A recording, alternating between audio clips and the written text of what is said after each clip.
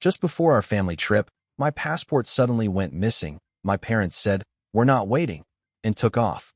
3 days later, my sister sent a photo confessing, "I hid it." When they came home, they found the locks changed.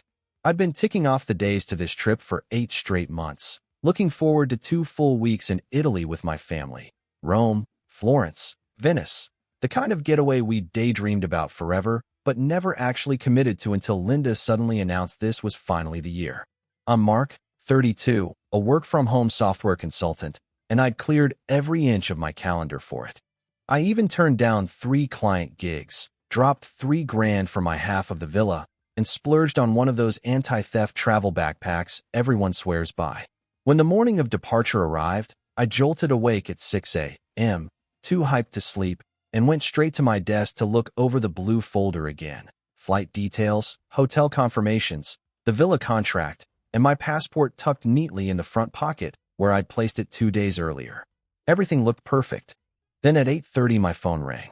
It was Linda checking if I was ready, reminding me that Robert would pull up in his SUV at 9 to get me, and that Sarah was already packed and set to go. I told her I'd be downstairs in 20 minutes. That's when I opened the folder to grab my passport for one last look. Except it wasn't there. I tore through my place for the 3rd time, dumping dresser drawers on the bed, leaving kitchen cabinets swinging open, tossing couch cushions everywhere. My passport wasn't misplaced, it was just gone. "Mark, we're leaving in 20 minutes, Linda called from outside. "With or without you?" I stood in the middle of the disaster my apartment had become, holding my phone to my ear while the airport's lost and found line rang itself into voicemail again and again. Then Robert called. "Mark, your mother's getting anxious. Are you coming or not?" I told him I couldn't find my passport, that I'd checked everywhere, and I needed maybe an hour. "We'll miss our flight," he said. I knew that, but I thought if I could just keep looking. "You're 32 years old," he said, like it was a verdict. "You should know how to keep track of important things." I insisted I'd had it 2 days earlier. "Then you moved it and forgot," he shot back. "This is why being organized matters. Your sister's had her passport ready for weeks." Of course she had. Sarah, 28, still living at home, still having Linda handle her laundry, but sure, she'd had her passport ready. I begged them to wait 1 hour. "The flight leaves at 2, he said. "We've got to be at the airport by noon. It's already 10:15. I told him I knew what time it was. "Then you know we can't stay? If you find it, catch a later flight. We'll pay the change fee." My stomach dropped. "You're really going without me?" "We're not missing this trip because you misplaced something," he said. "Your mother's been planning this for months." So had I. I'd taken 2 weeks off and paid half the villa cost. "We appreciate that," he replied. "But reality is reality." That was his favorite way to end conversations. I asked to speak to Linda, and after some muffled back and forth she got on, her voice tight. "Mark, honey, we just can't wait. You understand, right?" I told her I didn't understand at all. My passport had literally vanished. "You probably tucked it somewhere safe and forgot," she said gently. "You do that." I said I didn't, but they'd been labeling me that way my whole life. Forgetful, scattered, even when it wasn't true. I begged again for 1 hour. "We can't, baby. But look, find your passport, book a flight, and we'll see you in Rome. Plenty of time." It was supposed to be a family trip. "And it still is," she said. "Once you get there." In the background, Sarah muttered, "We really need to go, Mom. Traffic's going to be awful." "Always helpful, Sarah." I finally said, "Fine. Go." "Don't be like that," Linda said. "Like what?" I asked. "Upset that you're leaving without me?" "We're not leaving you. We're going ahead, and you can join us once you've sorted things out." "Safe flight," I said and hung up. I watched through the window as Robert's SUV pulled away, Linda up front, Sarah in the back scrolling her phone, and none of them bothered to look up. I called the passport agency and explained everything. The woman on the line said emergency processing required proof of travel within 72 hours.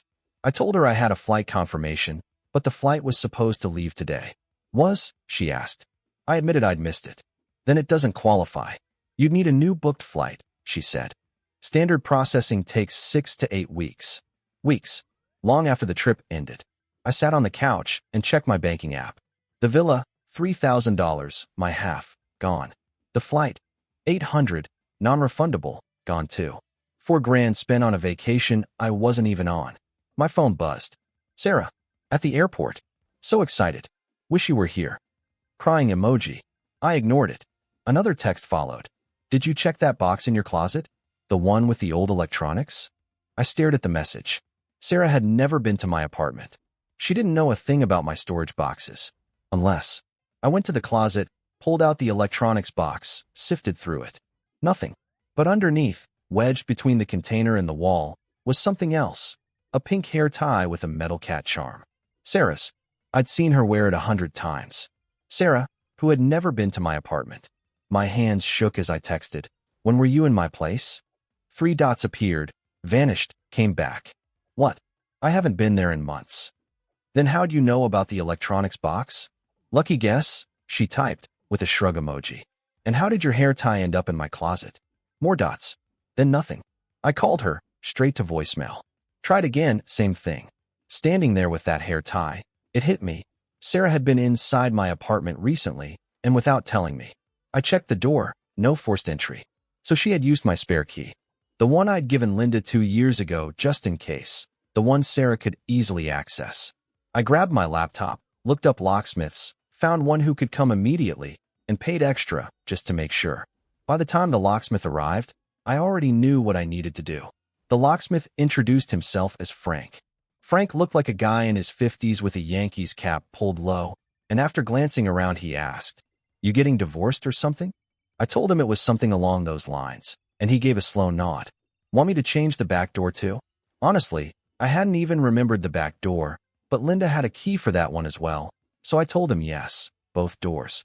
While he got to work, I sat on the floor going through my phone, scrolling old texts and photos, piecing together little moments that suddenly felt off. I found a message from 3 months ago when my work laptop had acted strange, files shuffled around, browser history full of sites I didn't remember visiting.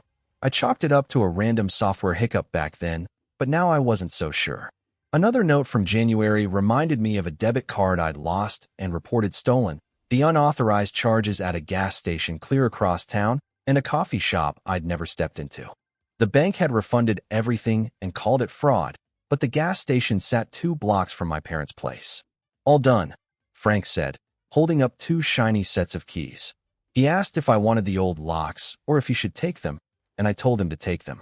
When he left, I locked both doors, checked them twice, and for the first time all day, I actually felt like I could breathe. My phone buzzed. Linda, boarding now. Talk to you from Rome. Red heart.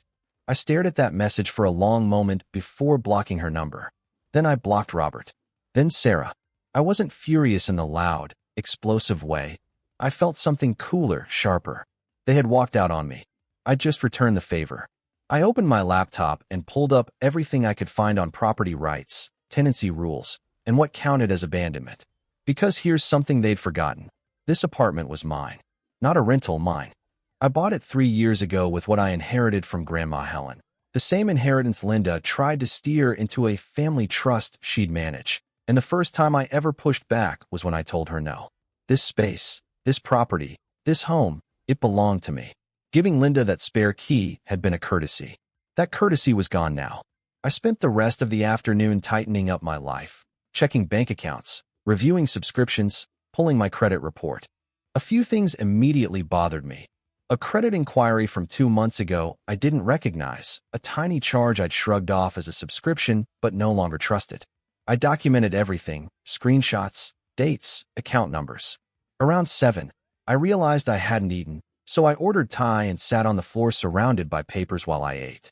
My phone buzzed again, an unknown number. Hello. Mark? It's Sarah. I'm calling from airport Wi-Fi. Why'd you block us? Her voice had that wounded tremble she used whenever she wanted someone to feel guilty for her. You were in my apartment without permission, I said. What? No, I wasn't. I found your hair tie in my closet, right where you told me to look. Silence. Then finally, okay, look, I can explain. I told her I was listening. Mom asked me to check on your place last week. You'd said your sink was dripping. I never said anything about my sink. You must have. Sarah, stop. Did you take my passport? More silence.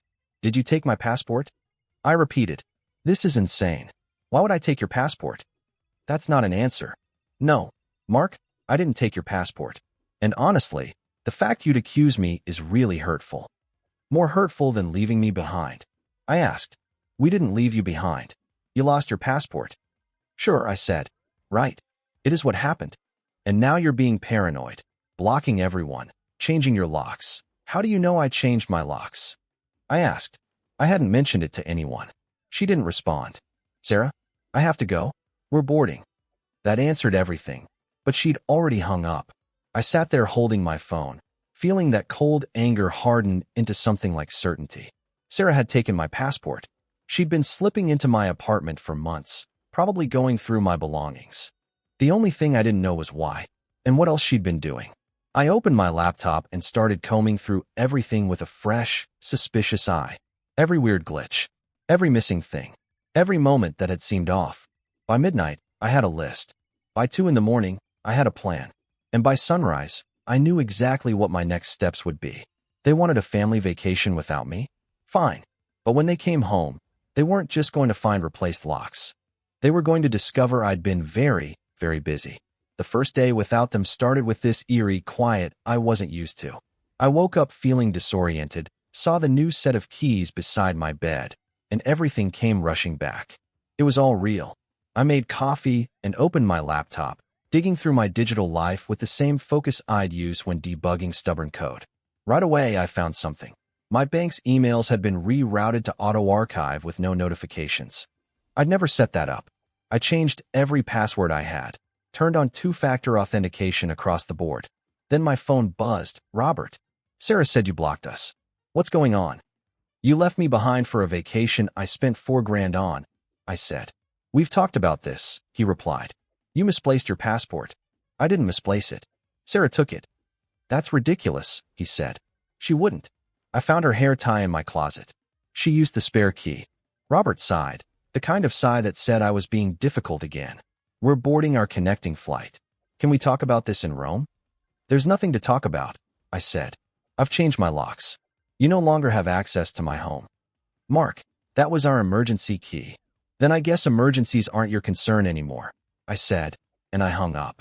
I spent the next hour checking my apartment room by room and found more than I ever expected. My tax returns shuffled around, personal documents out of order, even my medicine cabinet rearranged. Someone had been thorough. When I checked my laptop's access logs, I saw it plainly. Remote access 3 weeks ago. 47 minutes spent inside my files, financial records, tax info, bank statements. Basically everything someone would need to steal my identity. My phone buzzed again. Linda, using someone else's number. We're worried about you. Please call. Her message read. I ignored it. By noon I had a clear picture. Sarah had been coming into my apartment regularly for months. But the biggest question still hung there.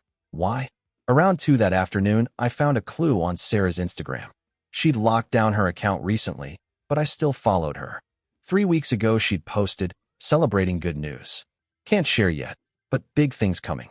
Party popper emoji. 2 weeks ago, one of the photos showed Sarah standing beside a real estate agent, beaming under a caption that said, adulting.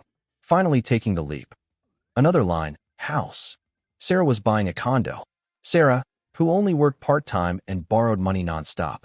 Where in the world was she getting a down payment? I scrolled farther back and spotted a post from 4 months earlier. Sarah at some trendy coffee shop with a guy in a suit. Meeting with the investment guru. Future secured, she'd written, complete with a money bag emoji. I zoomed in on the picture, studying the papers on the table between them. The logo stamped on the letterhead made my stomach flip. It belonged to my financial advisor. I grabbed my phone and called his office immediately. This is Mark Morrison. I need to speak with Jim, right now. After a stretch of bland hold music, Jim finally picked up. Mark, what's going on? He asked. Did my sister, Sarah, meet with you a few months ago? Maybe around 4 months back? There was a pause, then. That's client confidential. Jim, I'm asking if she showed up pretending she was there on my behalf. Just tell me yes or no. A long silence followed. She said you'd sent her, he admitted softly. She had a power of attorney. Signed by you. My hands began shaking. What? A power of attorney? Yeah, he said. It had your signature on it. It authorized her to review your finances. She seemed legitimate. Jim, I never signed anything like that. She forged it. He went quiet. Oh God. Mark. I'm sorry. I didn't realize. She asked for account balances, performance summaries. I gave her copies of the statements because she said you needed them for tax prep. Mid-February, right around when my debit card had gone missing. Jim, locked down my account. No information to anyone except me, in person, with ID. Done, he said. Mark, we should seriously consider filing a police report. I'll handle it. I hung up and sat there in a kind of stunned fog. Sarah had forged my name, accessed private financial information, and used it to try and buy a condo. My phone buzzed. Another message from the borrowed number. Mark, you're scaring us. Whatever's happening, we can fix it as a family. I stared at those words. Fix it as a family. The same people who had abandoned me at home and gone through my life like it was a storage unit. I typed back, you're right. We'll talk when you get home. I'll have the paperwork ready. Thank you, she wrote. I knew you'd be reasonable. We love you. I set my phone down and immediately started researching attorneys. On day 2, I had a video consult with Patricia Chin, a family law and fraud specialist. Your sister forged a power of attorney, accessed your financial records, and may be trying to use your identity for mortgage approval, she summarized. What outcome do you want? I want consequences, I said. Then document everything. File a police report so there's a record. When they get back, give them a choice. Fix it voluntarily or face prosecution. I spent Saturday assembling the entire case, printing bank statements, computer logs, screenshots, photos, a timeline of Sarah's posts, even a copy of the forged document. I made a folder labeled Evidence of Financial Fraud, Sarah Morrison. Sunday morning, day 3, I got a text from her. Mark, it's me. I'm sorry. I know you're mad, but I need to explain. I responded, you can explain when you're home. Face to face. I'd rather explain now, before things get more complicated. Things are already complicated, I wrote. You forged my signature. 3 dots appeared, disappeared, then came back. How did you find out about that? And there it was, an admission. I screenshotted it instantly. I know about everything, Sarah, I typed. The question is why. After a long stretch, she wrote. I needed help. I made some bad money decisions, and I thought maybe I could borrow from you without you noticing, then pay it back before you found out. So she thought she could quietly siphon from me, and I'd never catch on. How much did you take? I asked. I didn't take anything yet. I was just gathering information. Right. What did you do with my account statements? No reply. Then my phone rang. Robert. Mark, we need to talk about Sarah, he said.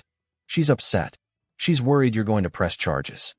She should be, I said. She committed fraud.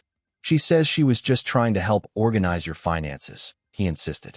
Did she mention forging my signature? Silence from his end. Robert, she admitted it. In writing. I have screenshots. It's felony-level fraud. What do you want, Mark? Do you want your sister arrested? I want my $4,000 back. I want her to admit what she did. I want everyone to acknowledge that this was wrong. And I want her to never do anything like this again. That's reasonable, he said slowly. I'll talk to her. Just, please don't go to the police. She made a mistake. She committed crimes, I corrected. She's your sister, he said quietly. Please, give us a chance to make this right. I thought about Patricia's advice. Give them the option, but protect yourself. Fine, I said. When do you get back? Tuesday evening. Then we meet Wednesday morning at my place. All of us. And Mark, he asked gently. I've documented everything, I said. If this doesn't get resolved, I'm filing the report. I understand. Thank you for being reasonable. He hung up. I spent the rest of Sunday preparing, printing extra copies, making a summary page, outlining exactly what I wanted. Repayment, written apology, acknowledgement of wrongdoing, and a firm agreement that they were never to enter my home again without permission. By Monday morning, everything was ready. My place spotless, evidence sorted, locks changed, accounts locked down. When they got back, they wouldn't find the old Mark who avoided conflict. They were going to meet a version of me who'd spent 3 days alone and realized he preferred that person. Tuesday evening, I got a text from Robert. Landed. Sarah wants to come by tonight to talk. Just you and her. I knew exactly what that meant. She wanted to get ahead of the situation, soften me up before the group meeting. No, I wrote back. Wednesday, 9 a.m. Everyone. Mark, she's really upset. 9 a.m., Wednesday. That's the offer. 10 minutes later, he replied, Fine. We'll be there. I tried to sleep, but my brain kept cycling through every possible scenario. I finally drifted off around 3 and woke up at 7 to someone pounding on my door. Not knocking, pounding. "Mark, open up. We need to talk." Sarah's voice. I pulled on some jeans and a shirt, walked to the door, but didn't open it. "It's 7 in the morning, Sarah." "I know," she said. "I couldn't sleep. Please, can we talk? Before everyone gets here?" There was something different in her voice. Actual desperation. Against my better judgment, I opened the door. She looked wrecked, hair shoved into a messy bun, no makeup, eyes red and puffy, wearing sweats instead of her usual Instagram-ready look. "Thank you," she said as she stepped inside. Her eyes moved around the room, taking in the fresh locks on the doors, the evidence folders sitting on the coffee table, and the timeline of events I'd taped to the wall. "Jesus, Mark, you really went full detective. And you really went full criminal," I said. She recoiled like I'd slapped her. She sank onto the couch, picking at her nails, jittery and unsure. After a long pause, she whispered, "I'm sorry. For everything. The passport, breaking into your apartment, the financial stuff, all of it." "Why?" I asked. "Why did you do any of this? You stole from me, Sarah. You forged my name. Why?" She stayed quiet for so long I thought she wasn't going to answer. Then finally she said, "I got scammed." I blinked. "What?" "Last year," she said. "I met this guy online. Claimed he was an investment expert. Crypto. Guaranteed returns. I gave him $15,000. He vanished. Sarah. I took out a personal loan to cover it. Didn't tell mom and dad. They would have said I was stupid. And I was. Then I couldn't keep up with the payments. Fees piled on. Interest. It spiraled. How much do you owe?" $23,000. I sat down across from her, trying to process it. "The condo. You weren't really buying one. You were trying to scrape together money to fix the loan." She nodded. "I figured if I could get into your accounts and take maybe $5,000, something you wouldn't notice missing, I could pay down the loan and then slowly pay you back." "That's not borrowing," I said. "That's stealing." "I know," she whispered. But I was desperate. The loan company started threatening legal action. I panicked. "So you stole my passport." "That was okay. It was part of it. But also," she dropped her gaze, "I was jealous. You've got your life together. Good job. You own your place.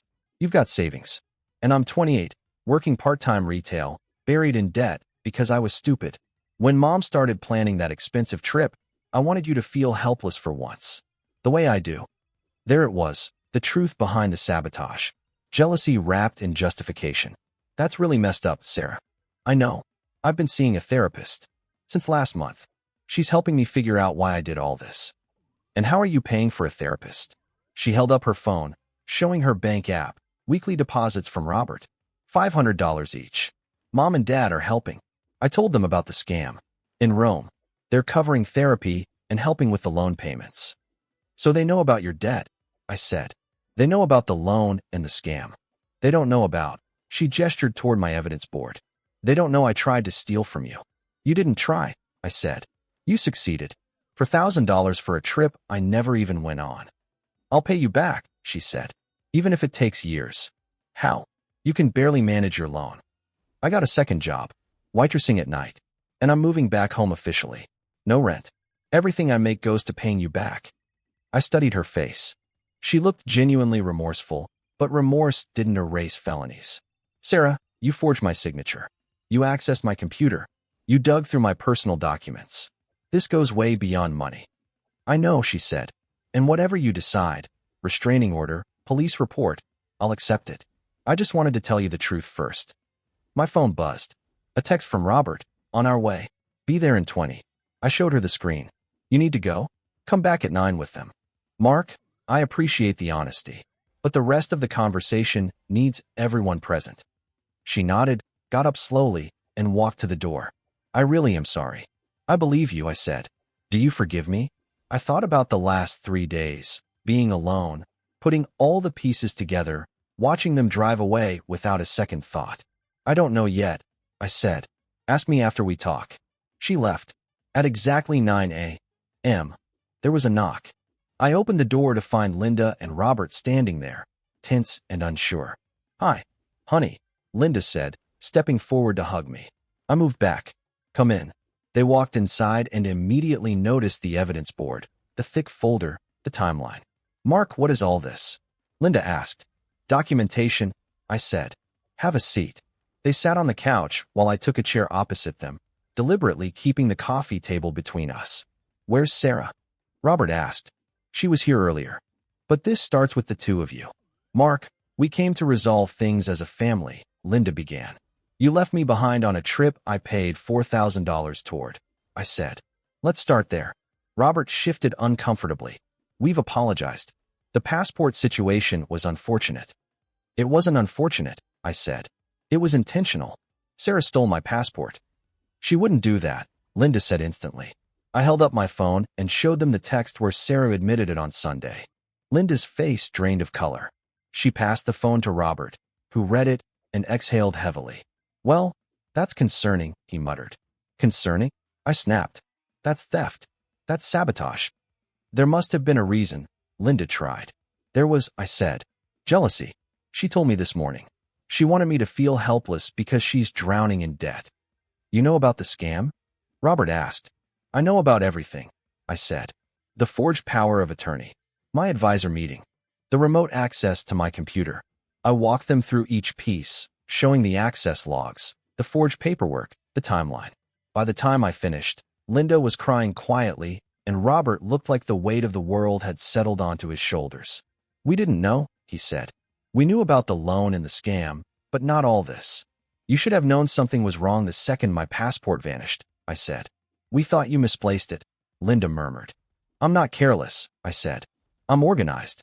You just find it easier to assume I screwed up than question Sarah." Silence. Then finally Robert said, "You're right. We should have waited." "But you didn't," I said. "You left." "We're sorry," Linda whispered. "What do you want us to do?" I pulled out the document I'd prepared. $4,000 reimbursed. A written apology from Sarah. An agreement that none of you enter my home without explicit permission. And Sarah needs professional help. Robert read it and nodded. "This is reasonable. I also want you to understand this isn't just about a passport," I said. "It's about years of being taken for granted. Years of being the one you assumed would always bend." "That's not fair," Linda said. "We love you." "Do you?" I asked. "When's my birthday?" She blinked. "What? My birthday? What's the date?" "It's April 12th. "April 16th, I said. "You're 4 days off." She looked wounded. "I must have just. You threw Sarah a huge birthday party last month. 30 photos on Facebook." More silence. "I'm not trying to be cruel," I said softly. "I'm making a point. You don't forget the things you actually care about." Robert cleared his throat and asked, "What do you actually want from us?" Honestly, I told him I wanted to be treated like I mattered, really mattered, not as an afterthought or someone expected to just absorb whatever was thrown at me. "You do matter," Linda sobbed harder. "Then show me," I said. "Sign this agreement. Make sure Sarah pays me back. And stop acting like I'm the issue whenever I draw a line." A knock sounded at the door. "Sarah." I let her in. She glanced around, saw Linda's tear-streaked face, Robert holding the document, and the wall filled with notes. "I told them everything," I said. "Your turn."